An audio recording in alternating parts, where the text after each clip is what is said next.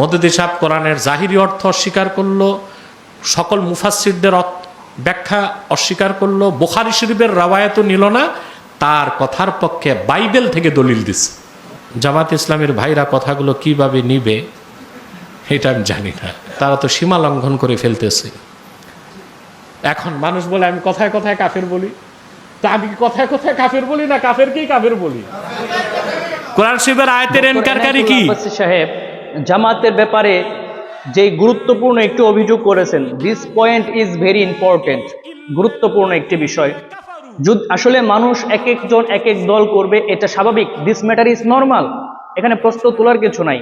কিন্তু যে অভিযোগগুলো তুললেন এগুলো যদি সত্যি জামাতের মধ্যে থেকে থাকে, this is a matter of questions, প্রশ্ন কিন্তু থেকেই যায় যে তারা আদৌ মুসলমান থাকে কিনা। বাকি সামনে কি বলে সেটাও আগে জেনে নেই ইনশাআল্লাহ। চলুন, কথার পক্ষে সে দলিল খুঁজে পেয়েছে বাইবেলে, ওটাই দলিল দিয়ে দিয়েছে। এই জন্য তাফহিমুল কোরআন পড়া খুব খতরা, খুব খতরা। এগুলো আমি পুরানো নুসখা থেকে বলছি, পরবর্তীতে তারা বাদ দিছে কিনা সংস্কার করছে কিনা আমি জানি না। মওদুদী সাহেব এখানে প্রভাবিত হয়েছে কাকে দিয়ে? স্যার সৈয়দ আহমদ খানের মাধ্যমে। কার মাধ্যমে? পৃথিবীতে একটা মতবাদ আছে ওরিয়েন্টালিজম। কি ওরিয়েন্টালিজম? এটার প্রবর্তক হচ্ছে স্যার সৈয়দ আহমদ খান। সারা দুনিয়ার মানুষও যদি স্যার সৈয়দ আহমদ খানকে মুসলমান বলে, আমি বলবো সে কাফের, কারণ আমি তার সবকিছু দেখছি। সে মুজিজা অস্বীকার করছে। স্যার সৈয়দ আহমদ খান কবর আযাবকে বিশ্বাস করতো না, সে বলতো কবর আযাব হচ্ছে স্বপ্নের মতো। ইসাব্বিতুল্লাহুল্লাযীনা আমানু বিল কওলিস সাবিত, এই আয়াত অস্বীকার হয় না?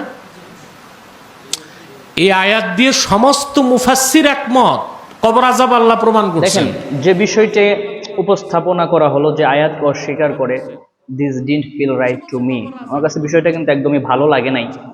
বাকি আপনাদের কাছে কেমন লেগেছে অবশ্যই বলবেন। How do you see this issue? বাকি কথা হচ্ছে, একের পর এক যদি এভাবে ভুল বেরিয়ে আসে, এখানে কিন্তু জনমানুষের ভিতরে প্রশ্ন থেকে যায়। আরেকটা আপনি আপনাদেরকে শোনাই, চলুন। বলছে কবর আযাব এগুলো কিছু না, এটা হচ্ছে রূপক অর্থে স্বপ্নের মতো। স্যার সৈয়দ আহমদ খান মুজিজাকে অস্বীকার করছে। আল্লাহ তাআলা মুসা নবীকে যখন পানির অভাব দেখা গেছে, বনি ইসরাইল কয়টা সম্প্রদায় ছিল? 12টা। কয়টা? আল্লাহ মুসাকে বলছে ফাকুল নাদরিব বিআসাকাল হাজার, মুসা পানি লাগবে, তুমি তোমার লাঠি দিয়া পাথরে মারো। তিনি একটা আঘাত করছেন, 12টা নহর বের হয়ে গেছে। এই আয়াতকে স্যার সৈয়দ আহমদ খান অস্বীকার করছে, বলছে আল্লাহ মুসারে বলছেন মুসা লাঠিতে ভর কইরা হাঁটো। আল্লাহ বলছেন তোমার হাতের লাঠি দিয়া মারো। আর স্যার সৈয়দ আহমদ খান তর্জমা করছে আল্লাহ বলছেন যে আমি বললাম মুসা লাঠিতে ভর করে শক্ত মাটিতে, পাথুরে মাটিতে হাঁটো।